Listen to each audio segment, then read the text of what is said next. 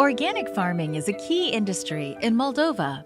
If you were to drive through the country, you would notice farms covering vast stretches of the landscape. This farm in particular is owned and operated by the Seventh-day Adventist Church. Yuri and his wife are in charge of running the farm. Yuri studied agriculture and now wants to use his knowledge as a way of reaching people for Jesus. They are starting a new agricultural school, and they hope to attract people from the local community who are interested in learning organic farming skills. We are serving the needs of the people. Most of the people here have land, but don't know how to grow. We want to educate people to be self-sufficient. While a lot of the planting is done in the fields, gardening and greenhouses allows them to grow year-round, even in the coldest winter. Through this program, people are connecting with Adventists in this region.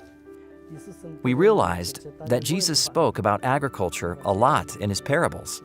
We found that when we are teaching people to grow these plants, we can't avoid talking about Jesus as we work. The farm is part of a large piece of land owned by the Adventist Church. This site was created during the Soviet Union as a recreational area for the people who worked in the nearby city.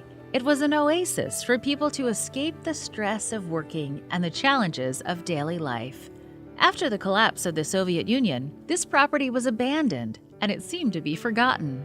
For years, Adventists in Moldova struggled to find a place to hold camp meetings, retreats, children's events, and training programs. Plans were always determined by weather and the availability of rented buildings. So when they had the opportunity to buy this property, they did. Some of the original structure still stands, but a lot of work has been put into this building to make it safe and usable. The lower floors have been finished, but the upper floors are still under construction. Church members dream of the day when they can use this building to meet together. The youth want to hold fellowship events, but usually run into problems with housing arrangements. Currently, they sleep in tents on the property. But it rains so often, they are forced to change their plans or endure the harsh weather. We are standing on the site where the rooms will be built for the youth and children. Before, we had to worry about rain and weather. We look forward to the day when we have better sleeping arrangements, and the offerings will help to construct this. This building's purpose is mission. Before, it was for rest and relaxation. We still want to use this place for people to come rest, but we also want them to meet and know God here.